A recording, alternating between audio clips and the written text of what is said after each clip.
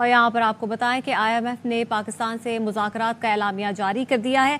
पाकिस्तान ने stand by programme की शराइत पर सख्ती से अमल दरामद किया। एलामिया में ये भी कहा गया है कि पाकिस्तान ने मुआशी अहदाफ पर बेहतरीन कारकर्दगी दिखाई है। स्टैंड बाय माहदे का दूसरा इक़्तिसादी जायज़ा कामयाबी से मुकम्मल हुआ। पाकिस्तान को $1.1 अरब एग्जीक्यूटिव बोर्ड की मंजूरी से जारी होंगे। पाकिस्तान ने महंगाई कंट्रोल करने के लिए बरवक्त इक़दामात किए।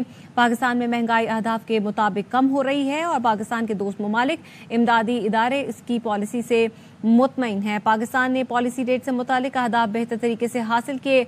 एलामिया में कहा गया है कि इस साल पाकिस्तान में मुआशी तरक्की बेहतर हो सकती है।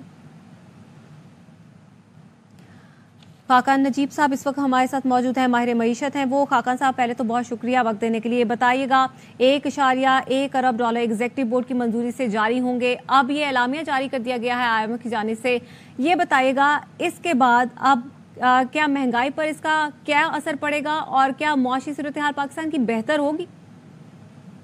शाइन बात है कि पाकिस्तान रियलाइज कर रहा है और गवर्नमेंट ने एक अच्छा कदम उठाया है कि IMF के साथ जो स्टैंड बाय अरेंजमेंट है उसको बखूबी कंक्लूड किया जाए ताकि सेकंड ट्रांच $1.1 अरब की लेकर पाकिस्तान की जो इस वक्त की मैक्रो स्टेबिलिटी है उसको स्ट्रेंथन किया जाए। इससे मतलब ये है कि इन्फ्लेशन आपको 38% से टेपर होती हुई 23% पे दिखाई दे रही है।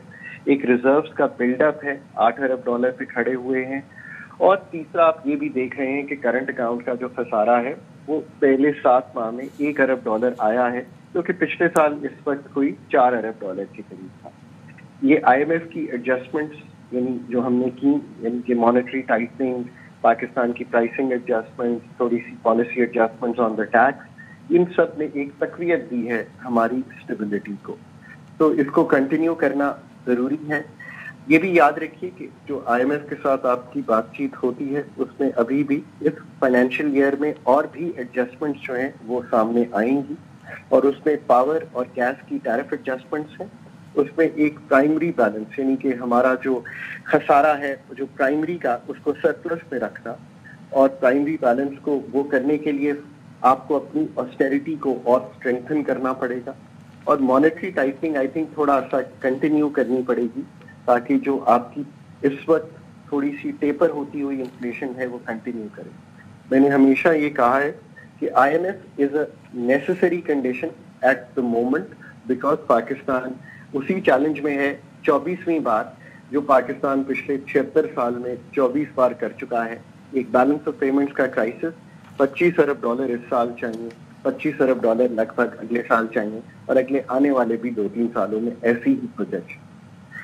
ये IMF की अम्ब्रेला के बगैर करना इसलिए नामुमकिन हो रहा है कि सब दोस्त भी ये कह रहे हैं कि आप IMF के साथ हैं, पर रियलाइज कीजिए कि इस प्रोग्राम में जाने से, इस प्रोग्राम में रहने से IMF ने ये भी आपको कहा है कि इस साल जहाँ पे आपको मैक्रो स्टेबिलिटी जरूर दिखाई दे रही है और मैं भी एग्री करता हूँ, ग्रोथ मॉडेस्ट होगी, 2-1% हो जाएगी, पिछले साल नेगेटिव थी, इन्फ्लेशन टेपर हो रही है पर वेल अबव टारगेट है और पाकिस्तान के जो कलीदी मसाइल हैं, जो वल्नरेबिलिटीज हैं, जो चैलेंजेस हैं, वो एलिवेटेड हमारी जो फाइनेंसिंग नीड्स हैं उससे लेकर जो डिफिकल्ट स्ट्रक्चरल मसाइल हैं वो अपनी जगह कायम है।